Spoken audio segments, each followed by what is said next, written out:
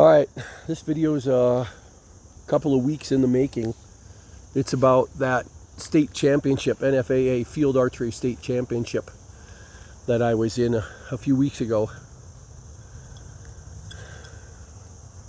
Blue ribbon, which means first place in my division, barebow, men 60 to 70 years old. They put this on, but we're going to talk about it. Got a cool little patch. Looks like that. Nfaa state champion, which makes you feel kind of good. Except if you go and you follow up and look at the table there, you'll see that 50 odd people showed up that day, and there was only one person in men's barebow 60 to 70 years old. And if you're thinking, holy shit, is Mark saying he was the only person in that category and that's why he took first place? Yeah, that's exactly what happened. I was the only person in my age category. It would be way more accurate, way more honest, way more just to the other competitors if I told you I took third place against two excellent archers that were in their mid-70s, who were shooting against themselves, competing in the 70 and above category, going neck and neck, and they were only a few points behind each other, a few points within each other. That was a competition, and I was a distant third struggling with target panic. That would be the honest answer. So here I am putting this up, saying, unashamedly, I was a distant third to two great archers, extremely good archers, who had very good days despite some very unsportsmanlike conduct by other archers who were upstream from us, pushing on us to go harder than we wanted to, harder than they wanted to, so that they could shoot their best. And that was kind of crappy of the other archers.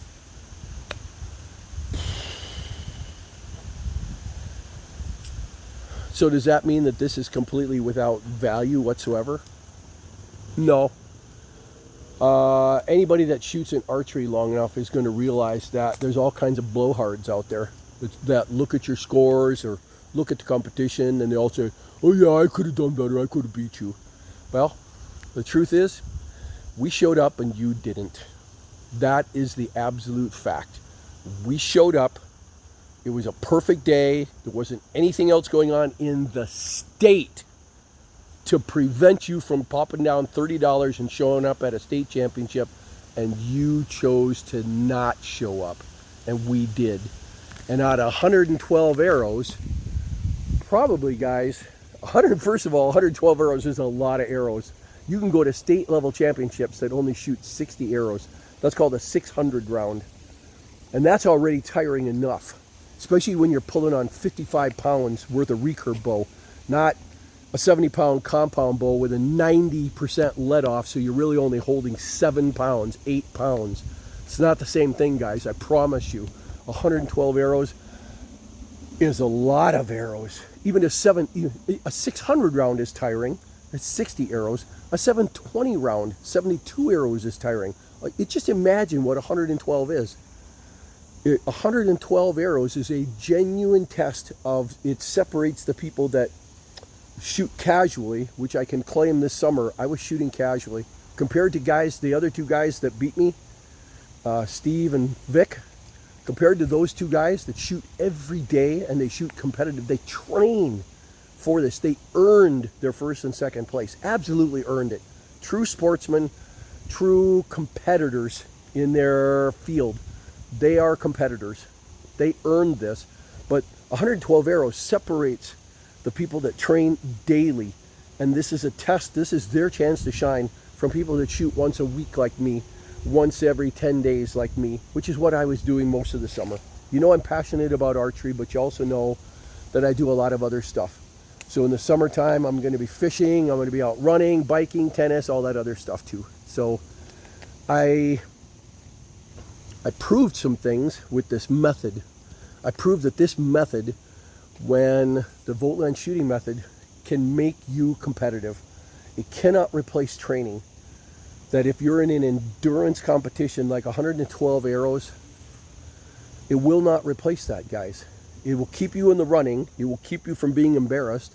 I can honestly say, and I think Vic and Steve would back me up, that what separated us, first, second, third down here, what separated us was not accuracy. My best round was every bit a match for their best round. We were shooting 4 arrows at a time with a maximum of 5 points per bullseye.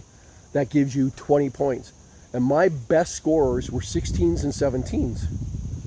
Their best scorers were 16s and 17s. So as far as competing goes, I was neck and neck. The Volant shooting method was keeping neck and neck with their competition bows, competition equipment, competition arrows, at least Steve's. I was keeping up with them with my $5 arrows down here and my $104 bow. It was the technique, the superior shooting technique.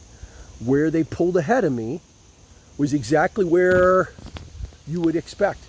That in the long range, in the long term, the endurance side of a competition like this, my bad targets, my bad rounds were more frequent and were worse than their bad rounds. And that's where they started to pull away. Just like you would expect in any really good tennis tournament, in any good golf tournament. It's not like the pros, it's not like the champions don't have a bad hit. Their bad hit is less bad than their competitors. Their bad hit is less frequent than their competitors. And that's what causes them to pull away. And that's why Steve pulled away from Mark. That's why Vic pulled away from Mark. Or better, I should say, Mark fell back. Mark fell away from Steve and from Vic. That's giving them all due respect for what they did. I'm still proud of this because in the whole state that day, nobody in my age group dared to show up and shoot at 112 targets, where more than 80 of them were at 40, 45, and 50 yards. 2/3 of those arrows, guys, were beyond 40 yards, all the way out to 50. Even we were remarking, dang, bear bow, 50 yards again? 45 yards again? 40 yards again? And sometimes it's a particular kind of fan where you shoot it 45 yards, then you shoot it 40, then you third it 35, then you shoot it 30. 1, 2, 3, 4. So they're not all at the same distance. In fact, anytime there was a fan where you're shooting, and there were a lot of these fans, they're either you're shooting at a different angle at the target, you're shooting over there, 35 yards that way, 35 yards that way, 35 yards that way, 35 yards, or you're shooting 45, 40, 35, 30. You're shooting at different distances, so you don't get to take a second shot at that same distance. That's what really separates Nfaa from FITA targets. So if you guys really want a genuine, close to 3D experience without shooting at 3D targets, without shooting at stuffed animals, if you want a competition that mimics actually being out in the woods and not getting a second shot, I highly recommend you give Nfaa field archery a try, because it is really as close as you can get to real life. You don't get a second shot. If I could do anything different, I need to find a way to make better fletchings. Let me show you what I mean. That's what I was shooting that day. And I didn't have the consistency. Even when I was able to control the target panic, and I was more than 70 points behind these guys on, an 1100, what is it, 112, I think 600 something was a maximum score, so it's 70 points behind them. You get the idea. My consistency on the longer distances, and since there were 2/3 of the shots were longer distances, 40 and beyond, this made a difference for me. Having shitty fletchings on my arrows. And the person that shined the most, Vic had veins, like you'd shoot out of a compound bow, interestingly enough. But Steve had those little spinners, and he pulled away from the team. He pulled away from the rest of the group. And part of that was the consistency of the arrows. I have to give him all due props. I still want to shoot with these hunting arrows So I'm going to try in an upcoming video to try to put spinners on and see what I get. Stay tuned on that. What else do I want to say? The bow itself did me proud. This Junzing F169 bow.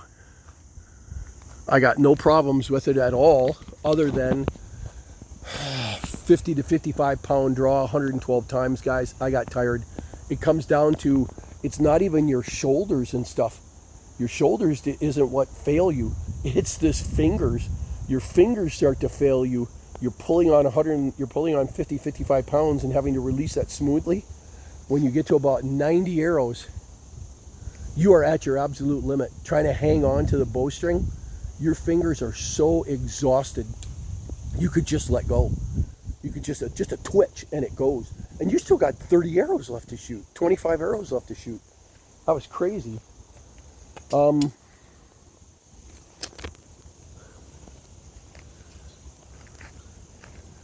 I'll end by saying this. Out of all the guys in the state that watch this video and want to try to give me shit in comments saying, you know, you could have beat me, my challenge to use this, you didn't show up.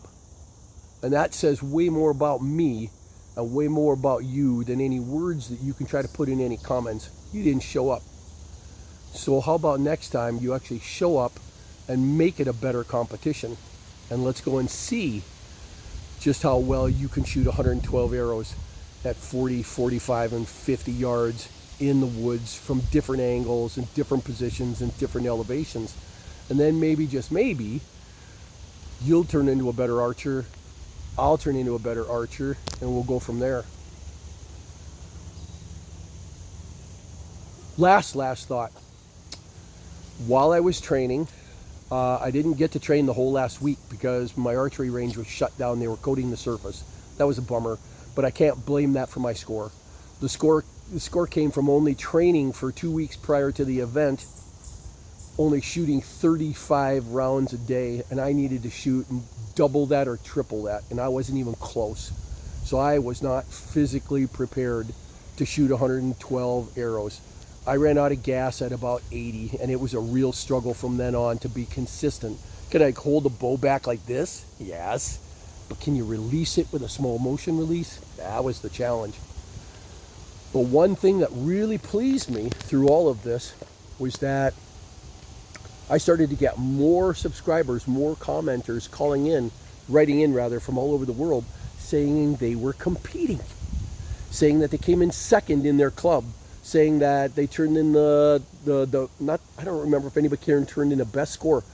What I keyed in on was that they were even bothering to compete.